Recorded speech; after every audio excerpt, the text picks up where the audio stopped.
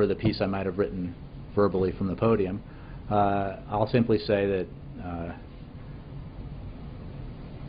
the American people who send elected representatives to Washington. We will leave this with a reminder you can find this on our video library at cspan.org. Taking you live back to the House for a couple of votes as they wrap up legislative work this afternoon. The first electronic vote will be conducted as a 15-minute vote. Remaining electronic vote will be conducted as a 5-minute vote. The unfinished business is the vote on the motion of the gentleman from Texas, Mr. Fahrenholt, to suspend the rules and pass H.R. 2860, on which the yeas and nays are ordered. The clerk will report the title of the bill.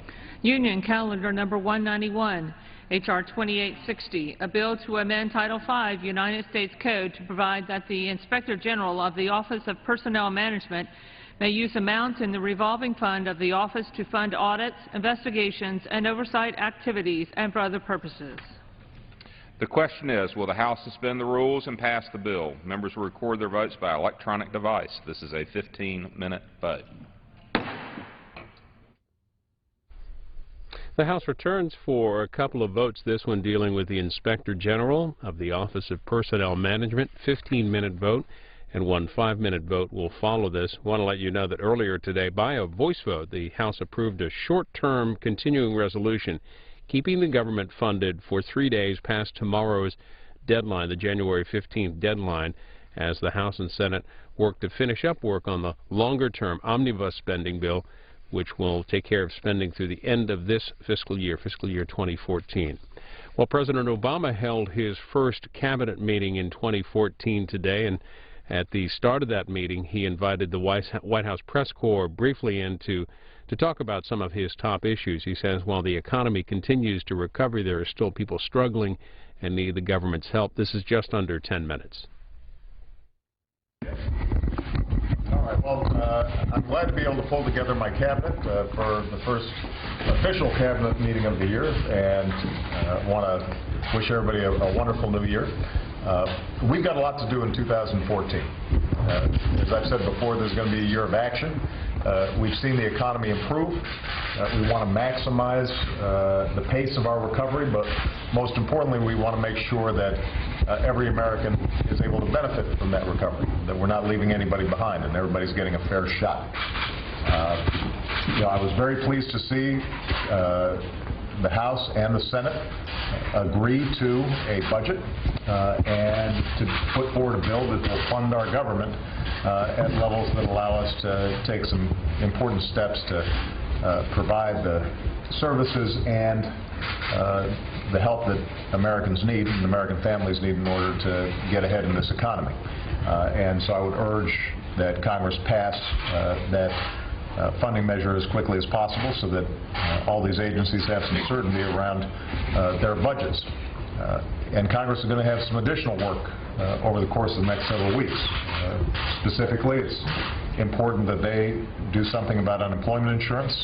Although we've seen improvements in the economy and job creation in our economy, I think we all know that there are a lot of hard-working Americans out there who are desperately looking for a job, and unemployment insurance is not only good for them and necessary for them, but it's also good for our economy as a whole and will actually accelerate our growth if we go ahead and get that done. We know that we need to get immigration reform done, a major piece of unfinished business from last year. So Congress is going to be busy, and I'm looking forward to working with Democrats and Republicans, House members and Senate members, to try to continue to advance the economic recovery and to provide additional ladders of opportunity for everybody. But one of the things that I'll be emphasizing in this meeting is the fact that we are not just going to be waiting for legislation in order to make sure that we're providing Americans the kind of help that they need. I've got a pen and I've got a phone, and I can use that pen to sign executive orders and take executive actions and administrative actions that move the ball forward in helping to make sure our kids are getting the best education possible, making sure that our businesses are getting the kind of support and help they need to grow and advance, to make sure that people are getting the skills that they need to get those jobs that our businesses are creating. And I've got a phone that allows me to convene Americans from every walk of life, nonprofits, businesses, the private sector, universities, to try to bring more and more Americans together around what I think is a unifying theme, making sure that this is a country where if you work hard, you can make it. And so one of the things that I'm going to be talking to my cabinet about is how do we use all the tools available to us, not just legislation, in order to advance a mission that I think unifies all Americans. The belief that everybody's got to take responsibility, everybody's got to work hard, but if you do, that you can support a family and meet the kinds of obligations that you have to yourself and your family, but also to your communities and to your nation. We're already seeing some examples of that. In fact, this week I'll be traveling tomorrow down to North Carolina to talk about a manufacturing innovation hub that we initiated, talked about in our State of the Union last year. It's going to be moving forward. And there are a lot of folks down in North Carolina who are excited because it's a perfect example of the kind of public-private partnership that can really make a difference in growing our economy faster and creating the kinds of good-paying jobs that help people get ahead. I'll also be pulling together university presidents from all across the country to talk about how we can make college education more accessible to more young people around this country. And we're going to be bringing CEOs from across the country to also have a conversation about commitments they can make to start hiring the long-term unemployed, people who oftentimes have terrific skills, have a great work ethic, have wonderful experience, but because of the misfortune of having been laid off or lost their jobs in the depths of an extremely severe recession, have been out of work long enough that now we're finding it's very hard for them to just get in the door and make their case to an employer, that there's some screening that's taking place for people who've been out of work for more than a month or two, and it makes it harder for them to get the kind of shot that they need. And we're going to try to work with CEOs to make a pledge that we're going to take a second look at these Americans who are very eager to get back to work and have the capacity to do so, but aren't getting the kind of shot that they need. So overall, the message to my cabinet, and that will be amplified in our State of the Union, is that we need all hands on deck to build on the recovery that we're already seeing. The economy is improving, but it can be improving even faster. A lot of people are doing better than they were in the depths of the recession, but there's still a lot of folks who need help. And I am absolutely confident that in 2014, if we're all working in the same direction and not worrying so much about political points, but worrying much more about getting the job done, that we can see a lot of improvement this year, and people will look back on 2014 as a year in which we didn't just turn the corner in the aggregate for the economy, but everybody started feeling a little more optimistic about our futures. So I'm looking forward to the discussion, and with that, I'm going to kick you all out. Thank you, guys.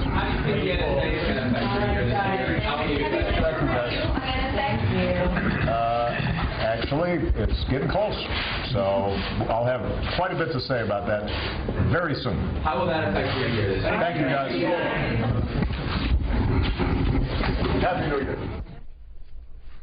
Some of the beginning of the first cabinet meeting of the year at the White House. Some not so good news on unemployment for the president.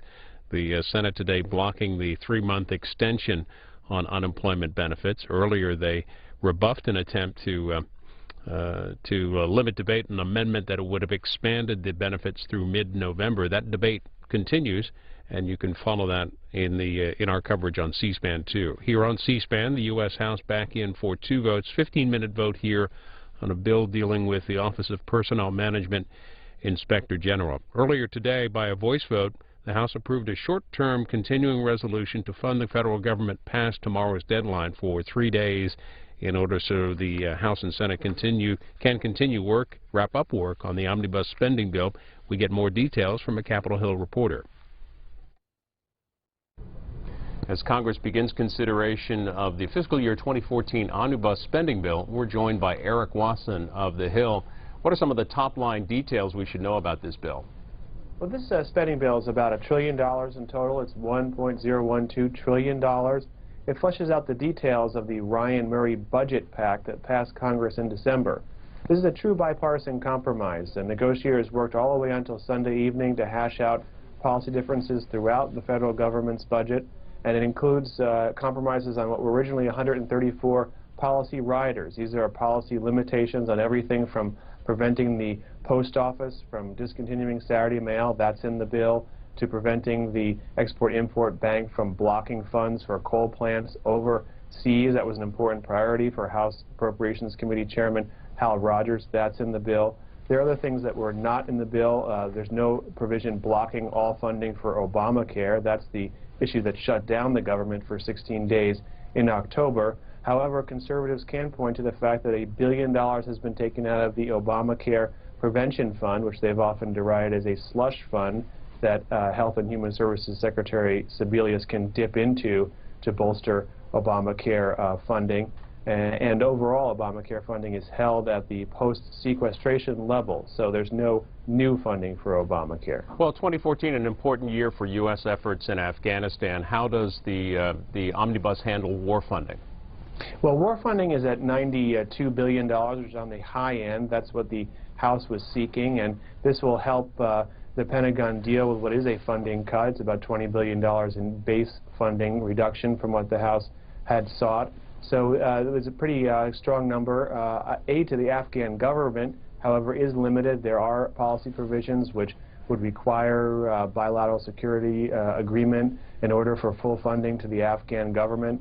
And additionally, in that section, there is also new limitations on aid to Egypt as well, which saw a coup and its funding limited by the administration, and now it will have to meet certain democracy objectives to receive its full military assistance as well. And you reported on some language in the bill changing or reverting back to some of the benefits that were taken away, the military benefits. Tell us more about that.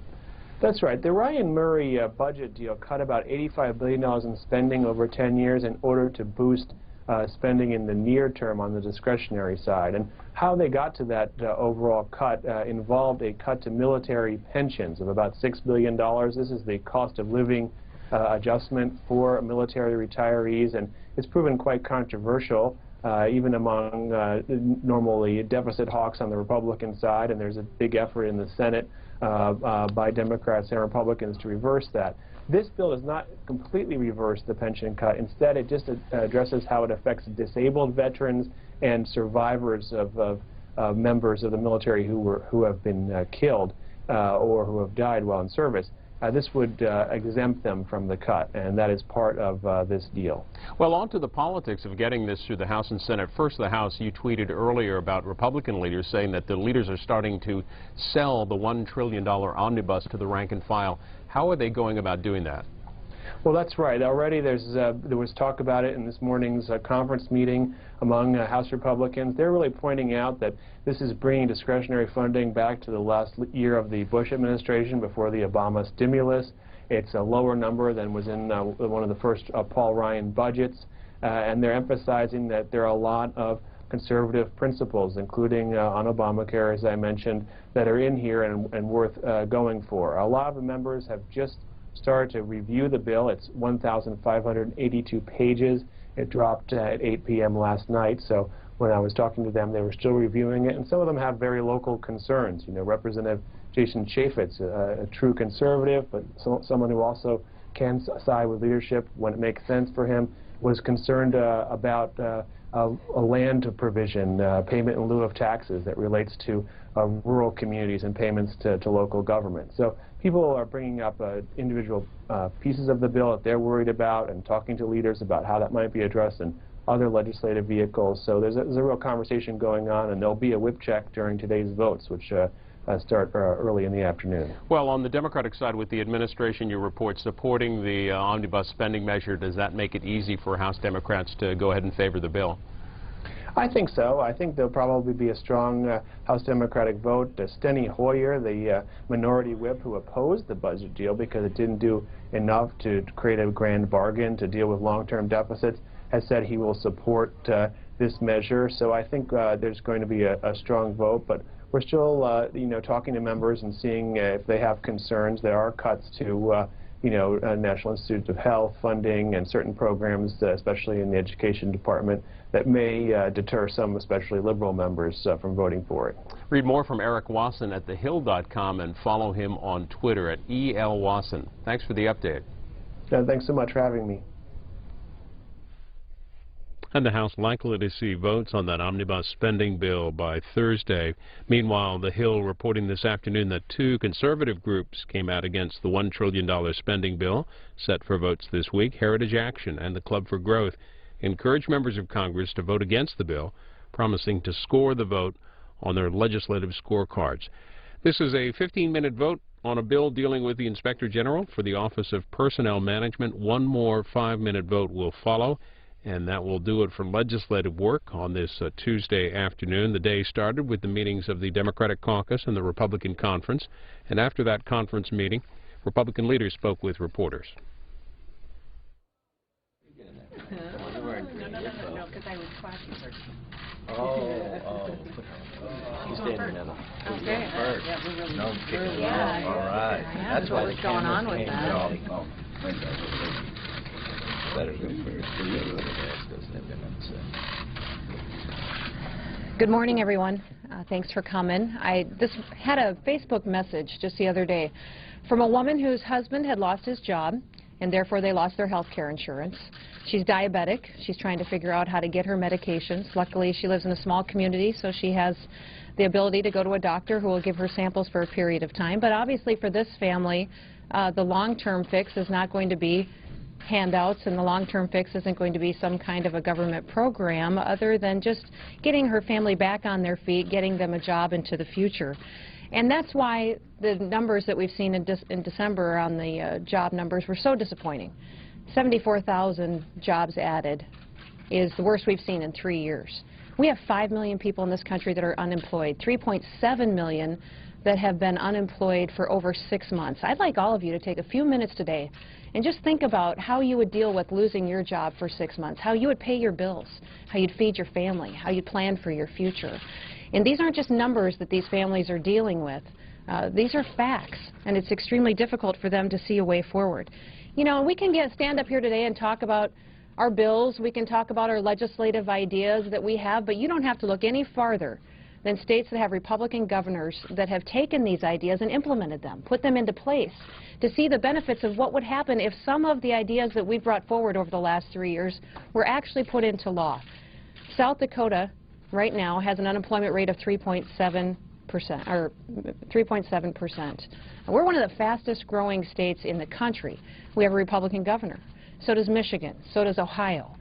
So if we want to truly give our young folks a shot at the American dream again, it's not going to be through a welfare program, through a government-run program. It's going to be through a job. And we've got proof in what we're seeing in a lot of these Republican governor states, and that's why you'll continue to see the Republican conference push on the bills and the ideas that we brought forward. On Friday, we were reminded once again why the American people continue to ask the question, where are the jobs? And the fact is, the President's taken his eye off the ball. He's taken his eye off of the issue of jobs.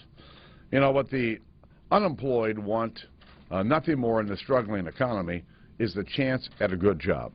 That's why the House has been focused on policies that would help create jobs and strengthen our economy. And the President's serious about wanting to improve the prospects for our economy and higher wages and better jobs. All he has to do is pick up the phone and call Democrat leaders in the Senate and ask them to move one of these dozens of bills that we've sent over there that would help put Americans back to work. Good morning. We in the House also remain very concerned that Obamacare is not living up to its promises. We've said all along that we believe that the structure and the design of the program is flawed, cannot be fixed. Reports indicate this morning that the sign-ups on healthcare.gov indicate that the demographics and the actuarial soundness of the program are being brought into question. The problem is we don't know who really is signing up and who is participating in the exchanges. The administration has got to come forward with this kind of information. We're going to be bringing a bill up on the floor. It's Congressman Lee Terry's bill that demands transparency. It demands that the administration come forward with true and full and accurate information about who is participating, who is signing up on Obamacare. If the numbers are as bad as they seem with the lack of information, just imagine perhaps how bad it really is. So we need to get to the bottom of this. People's health care is at stake. People's pocketbooks are at stake. And we'll be moving in that direction, continuing to build on the kind of transparency demands this House has been about over the last several months. Now, while we are doing that, the Senate continues to stall in its efforts to try and rescue this economy and rescue the folks across America who are still looking for work. We have bills sitting in the Senate now, and I hope that the Senate can bring these bills up and finally we can begin to find common ground when it comes to what my colleagues here have been talking about, is putting America back to work. Good morning. Last Friday, nobody was happy with the jobs report. Didn't matter what side of the aisle you stood at. But the one thing you must see is there are consequences to policies that have passed in Washington. Let's harken back to the stimulus. Remember what the President said, that if the stimulus passed, unemployment would be at 5%. Now we're at the lowest participation since 1978. There's more people got out of the workforce in the last 44 months that actually found a job. I think now's the time for the President to change course. Now's the time he's have a real debate and I'll actually open up to new ideas. What's wrong with giving the ability, if something has passed the House that has a job creation plan, why not bring it up in the Senate? Why not have the debate? I think this Obama economy has lasted long enough. It's time now that Americans are looking for a new policy, looking for a job creation, and looking to grow America in a much different way.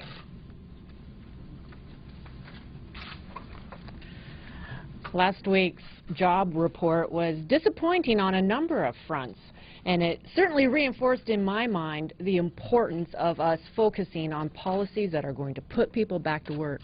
We have our job cut out for us here, and we can do better. We can do better than 350,000 people leaving the job market. We can do better than continuing to see college students or high school students, those who are graduating from career and technical schools, unable to find jobs.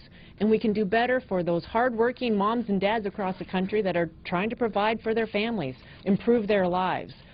One of the things that stuck out for me in this jobs report was the fact that for the first time in over a decade, the healthcare sector lost jobs. At the very time that we need more people, we need more doctors, we need more nurses, we need more therapists across the board, we're seeing people lose their jobs in the healthcare fields, whether it's hospitals or clinics, and it's another impact of the President's healthcare law on healthcare in this country and on people's jobs. We can do better. That is what we are committed to as we start this new year, working across the aisle to get the job done for the American people.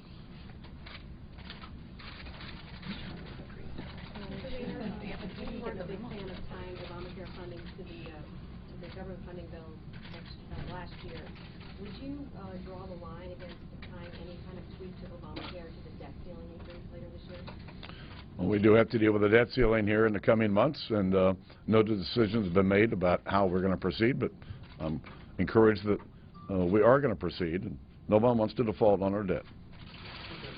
A lot of Republican members were elected in 2010 saying that the Congress before it had voted on a bill that they had never read, that they did not have time to digest.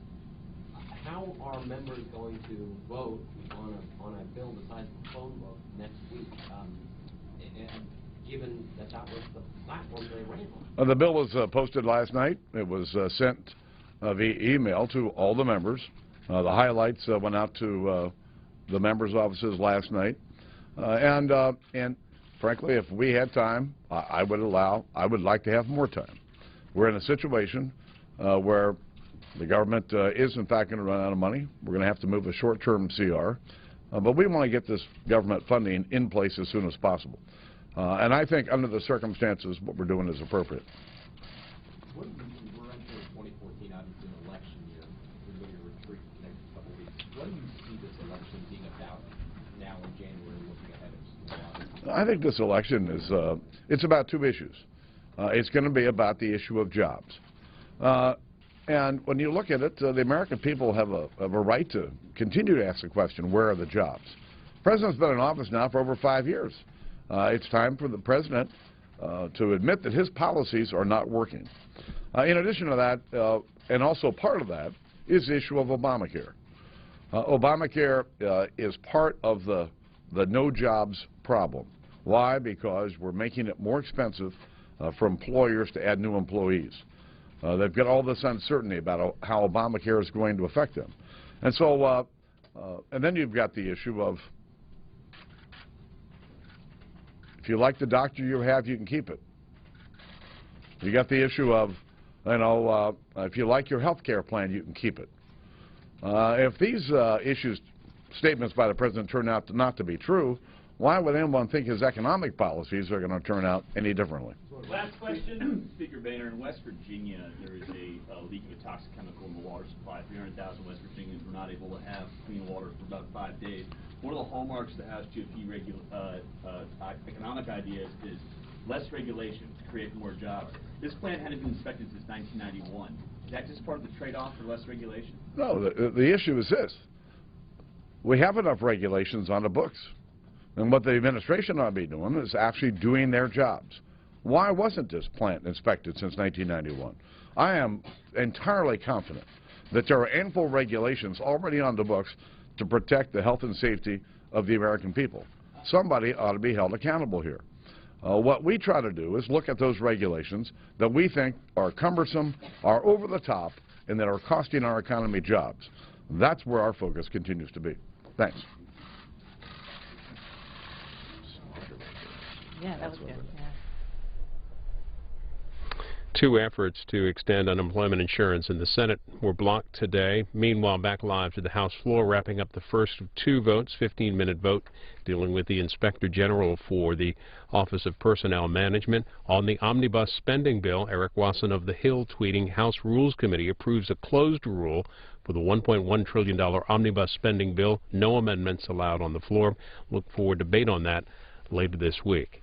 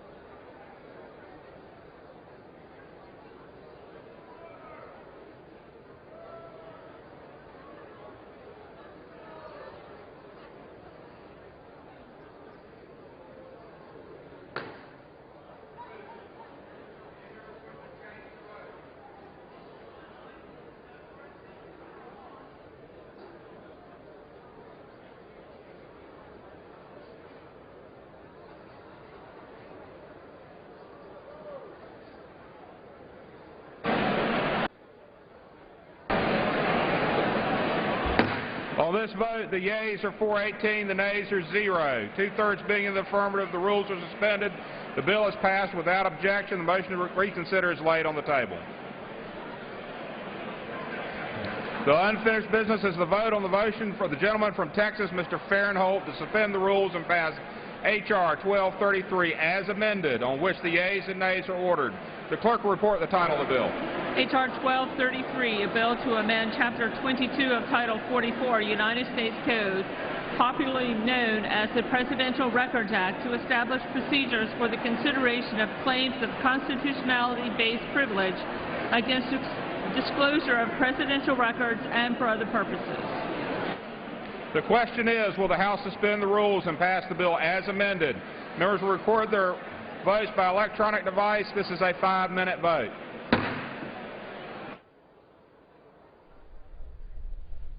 And it should be the last recorded vote of the day. It deals with amending the Presidential Records Act.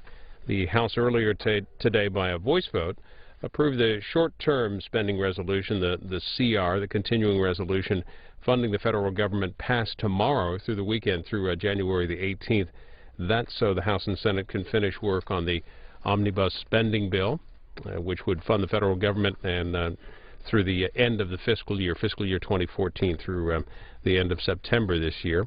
Over in the Senate, 2 efforts today to extend unemployment insurance benefits, an 8-month and 3-month extension blocked in the Senate. Politico saying the effort to reach agreement on jobless aid before next week's recess is now in jeopardy. President Obama will be talking about the economy tomorrow. He heads to Raleigh, North Carolina.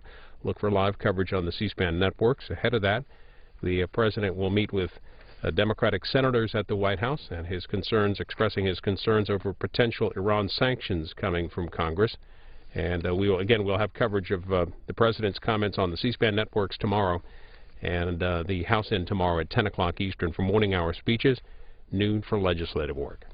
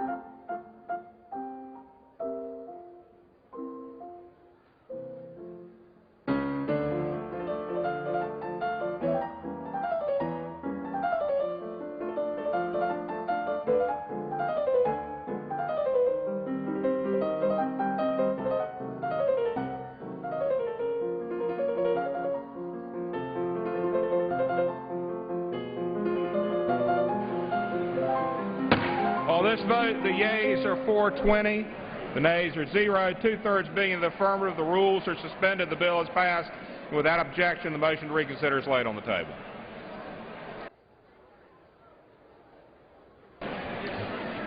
The chair lays before the House an enrolled bill.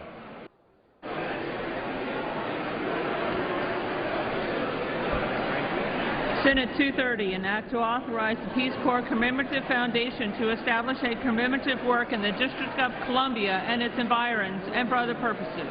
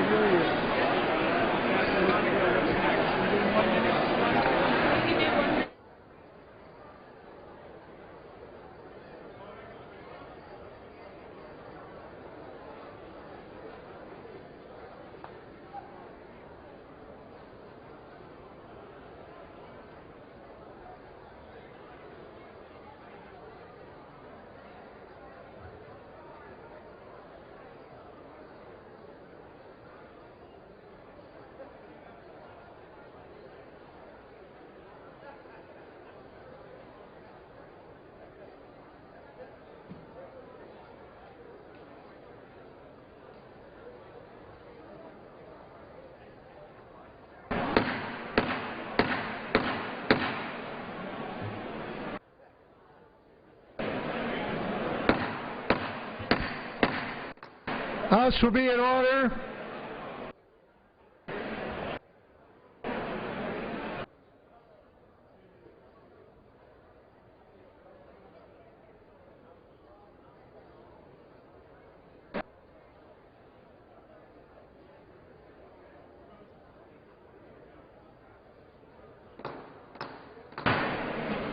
Will members please clear the well, clear the aisles, take your business off the floor. Is it Pennsylvania?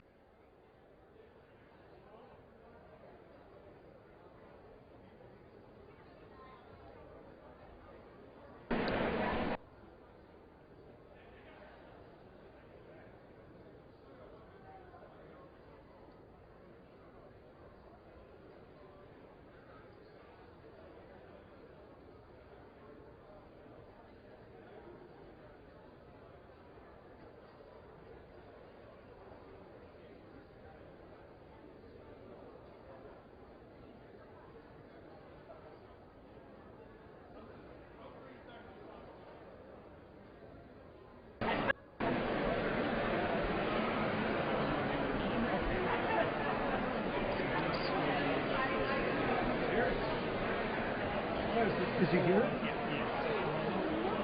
Okay. So just go right into this, or just sit down in the chair? No, I think.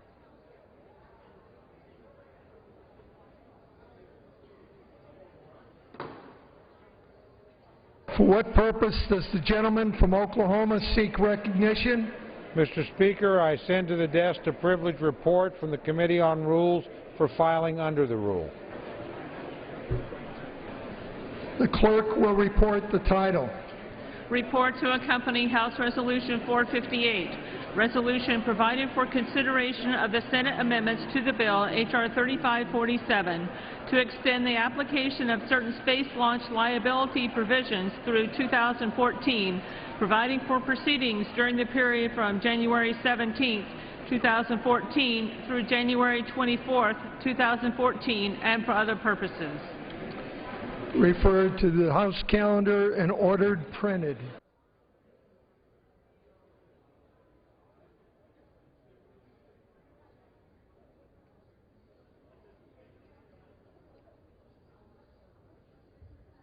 The chair will entertain requests for 1-minute speeches. For what purpose does the gentleman from Pennsylvania seek recognition? Mr. Speaker, request unanimous consent to address the House for 1 minute, revised and extend. Without objection, the gentleman is recognized for 1 minute. Mr. Speaker, the House is not in order. The gentleman is correct.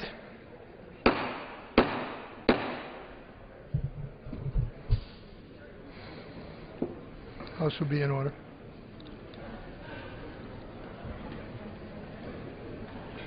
Gentleman will proceed. Thank you, Mr. Speaker. Mr. Speaker, as the father of a Purple Heart wounded warrior and father-in-law of a recently discharged soldier, my promise is to serve and advocate for those who serve this country.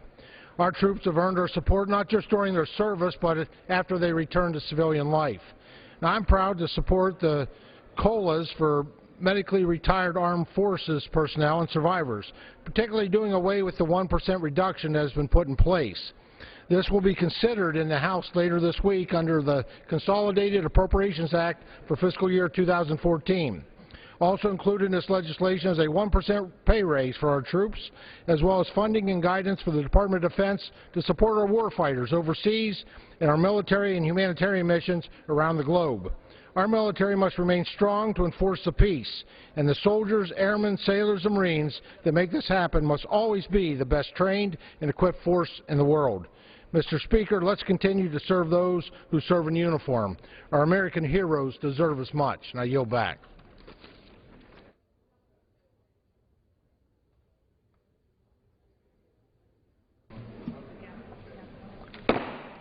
House will be in order.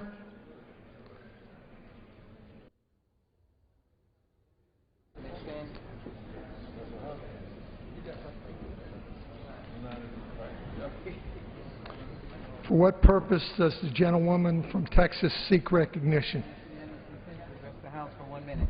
Without objection, the gentlewoman is recognized for 1 minute. Thank you, Mr. Speaker. Somewhere in America, a young child will not be able to see their immigrant parents come home this evening. In every state in the Union, there are individuals that are undocumented that simply want an opportunity to work and dream here in America. I'm in the midst of a one-day fast to encourage the passing of reasonable, sensible, comprehensive immigration reform. On yesterday, 119 Houstonians stood with me to commit to fasting until this bill, comprehensive immigration reform, would pass. Border security, access to citizenship, earned access to citizenship, elements of paying fines, elements of doing charitable work, ensuring that the arts and businesses come together and have the resources and talent that they need, and creating jobs. In Texas, there are 400,000 immigrants with some $1 billion+ dollars. Removing that would have a terrible impact on the economy. Passing comprehensive immigration reform is not only economically sound, but it is a humane, dignified thing to do. This Congress must come together, Republicans and Democrats, and give dignity to those soldiers and others who simply want an opportunity to serve and be part of the American dream. I yield back. Your time has expired.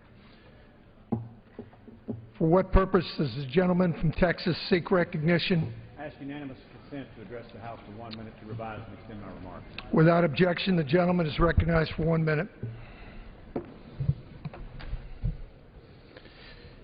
Mr. Speaker, a large number of Spanish-speaking Americans live in my congressional district. They recently brought to my attention the new 2-month-late Obama enrollment website, cuidadodesalud.gov. And here it is right here on the website. But in English, that translates thecautionofhealth.gov. Sounds like a warning to me. Only the government could be so incompetent to get the title of the website wrong. This site is riddled with embarrassing computerized English to Spanish translations. Some things are in Spanish, some things are in English, and some things are in Spanglish. This incompetence is insulting and confusing to Americans who speak only Spanish. Ironically, the website does tell the truth. People should be cautious about government health care.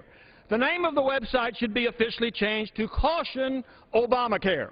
It's hard enough to sign up for Obamacare. If the government decides to have a Spanish Obamacare website, you would think the government, in its vast resources, could at least have a Spanish website in accurate Spanish. And that's just the way it is. I yield back. For what purpose does the gentleman from Florida seek recognition?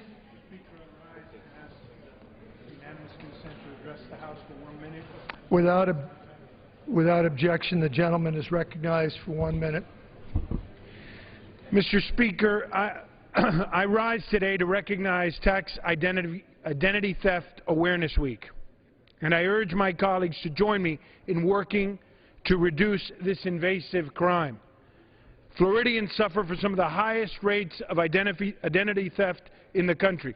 Over 70,000 people filing complaints of identity theft last year.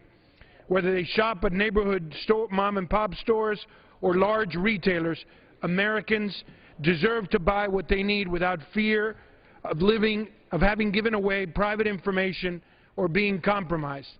That's why I introduced the Safe ID Act in order to address the growing problem of identity theft and tax fraud. I urge my colleagues to join me in supporting this bill and other common-sense efforts to stop this heinous crime. I return the balance of my time. Thank you. For what purpose does the gentleman from Illinois seek recognition? I ask unanimous consent to address the House for 1 minute and to revise and extend. Without objection, the gentleman is recognized for 1 minute. Mr. Speaker, I rise today to honor the career of Mr. Daniel Lehman and his outstanding contributions to our nation's scientific community. By developing and implementing project peer review and evaluation processes for the Department of Energy's Office of Science, he has had a profound impact on many large-scale scientific construction projects, helping to complete them on time and on budget. Known as Lehman Reviews, his processes have been recognized and copied worldwide as a best practice for managing large and complex scientific construction projects. During over 30 years of federal service, until his retirement on January 3, 2014, his dedicated to excellence and proactive approach shepherded many scientific facilities to successful construction and operation. His passion, devotion, and commitment to improving the management culture of highly complex projects has made a tremendous impact on the vitality, perception, and future of the Office of Science programs.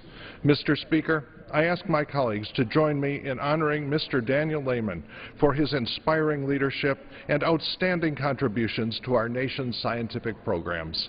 Thank you, and I yield back. The chair lays before the House the following personal requests. Leave of absence requested for Mr. Culberson of Texas for today. Without objection, the request is granted. Under the Speaker's announced policy of January 3rd, 2013, the gentleman from California, Mr. Garamendi, is recognized for 60 minutes as the designee of the minority leader.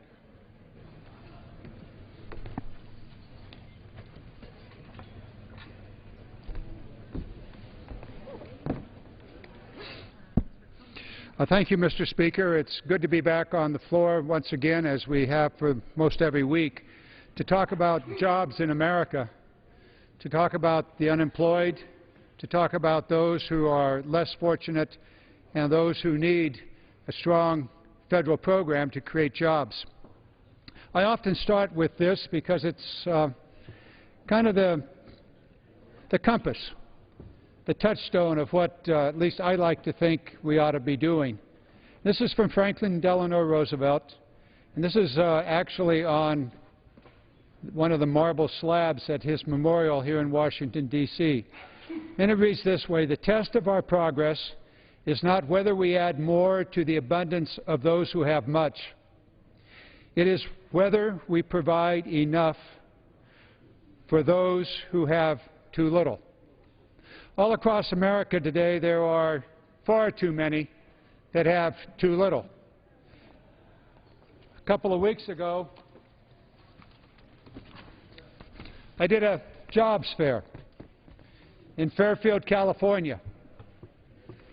It was about 38 degrees outside that day, and we had just under 1,000 people come to that jobs fair. There were about 50 employers, and maybe 50, 70 people actually got jobs. This is a picture of the men and women that were lined up waiting to get in to have a very quick interview with one of those or more of those 50 potential employers. I've used this photo before here on the floor to point out the need for a jobs program here in America. The President 2 years ago in his State of the Union put forth a proposal. It had several elements, and we'll probably cover some of those today, but it's not been enacted. The Republican leadership in this House has refused to pass even one of those jobs programs. There was infrastructure, education, re-education. There were programs to provide for the opportunity for men and women to get jobs here in the United States. But I was looking at this photo just today, and I said, I'm going to use this again, because in this photo, approximately half of the people lined up, 1,000, just under 1,000, were women. It caused me to think about another program that the Democratic minority here in the House has been working on for some time. And that's the issue of women in the American economy. I know that in my own district, there's this issue of equal pay for equal work. A woman doing stenography work next to a man doing stenography work would be paid 85 cents while the man is paid $1. So it's 85 cents when a man would have the same job, same skill set, same tenure, would get $1. That's wrong. It's one of the issues we want to address. Also, we know that many of the women that are searching for work here are going to be finding minimum wage jobs. Now, California is different. We've already passed a minimum wage law in California that in another year and a half will be $10 plus a little. But the national is still at $7 plus, way, way under what anybody working 40 hours a week and 52 weeks a year could possibly support a family on. So the minimum wage is another issue for women, as it is for men, but I dare say more so for women than for men. There's a multitude of issues that we need to consider as we talk about jobs, employment, increasing the employment opportunities in the United States for these people, men and women, and particularly women that are lined up wanting to get a job. Joining me tonight is an extraordinary group of people who have been working on this issue of women and jobs, employment, equal employment opportunities, daycare, family care programs. So I'd like to start with Jan Schakowsky of Illinois, who has been one of the leaders throughout this entire nation, often seen on television, speaking to this issue and the issue of opportunity in America. Jan, would you care to start us off on this First of 1 all, hour thank you, and talking about women and jobs? Thank you, Representative Garamendi, for so often coming to the floor and talking about the economy. It really is the economy, stupid for most Americans who feel a sense of growing insecurity. Wages haven't gone up for decades. But the leader, our leader, Nancy Pelosi, and our leadership has launched a campaign on behalf of women in America, saying when women win, America wins, and highlighting the issues that really affect women day to day, calling for things like affordable child care, an increase in the minimum wage, paid leave, which it turns out is a major priority of women. I see you've got a sign there. Why don't we... Would you like to have it? Yeah, no, why don't we just turn our attention to that sign. Ending the gender pay gap, which actually is 77 cents to the dollar that men earn. Paid sick leave, permanent child tax credit, improve diagnosis and care for Alzheimer's patients, and on and on. But we have been bolstered by an incredible new effort that has turned into a remarkable book called the Shriver Report. It's a co-effort and it's a study by Maria Shriver and the Center for American Progress called A Woman's Nation Pushes Back from the Brink. And the idea here is to give voice to women. It's got all the facts and figures one would want, but it also has the stories, the actual voice of women who feel so pressured by this economy, but also feel that their voices aren't being heard. It's a really important book, and I wanted to read on the back. There's kind of some of these wow facts that are there that everyone should keep in mind about the status of women in our economy. 1 in 3 women in America is living in poverty or teetering on its brink. 1 in 3. That's 42 million women plus the 28 million children who depend on them. Second bullet, the American family has changed. Today, only 1 in 5 families has a homemaker mom and a working dad. 2 out of 3 families depend on the wages of working moms who are struggling to balance caregiving and breadwinning. 3, the average woman continues to be paid 77 cents for every dollar the average man earns. The average African American woman, only 64 cents, and the average Latina, only 55 cents. Closing the wage gap, this is the 4th bullet, closing the wage gap between men and women, listen to this, would cut the poverty rate in half for working women and their families and would add nearly $500 billion to the national economy. 5, women are nearly 2/3 of minimum wage workers, and a vast majority of these workers receive no paid sick days, not one. And when they did a survey of what's the #1 thing that you want, women said sick days for themselves and to go home and take care of their children. 6, more than half of the babies born to women under the age of 30 are born to unmarried mothers, most of them white. 7, nearly 2/3 of Americans and 85% of millennials, young people, believe that government should adapt to the reality of single-parent families and use its resources to help children and mothers succeed regardless of family status. So the American people, 2/3, say government does, in fact, have a role.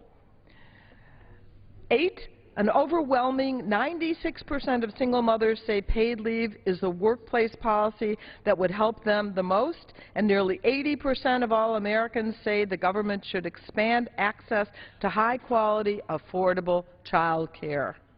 The worry that so many mothers have every single day.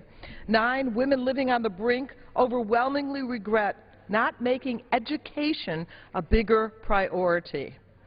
And 10, the trauma and chronic stress of poverty are toxic to children, making them 2.5 times more likely to suffer as adults from COPD, hepatitis, and depression. So actually, poverty is dangerous to the health of children as they grow into adulthood in very dramatic and particular ways.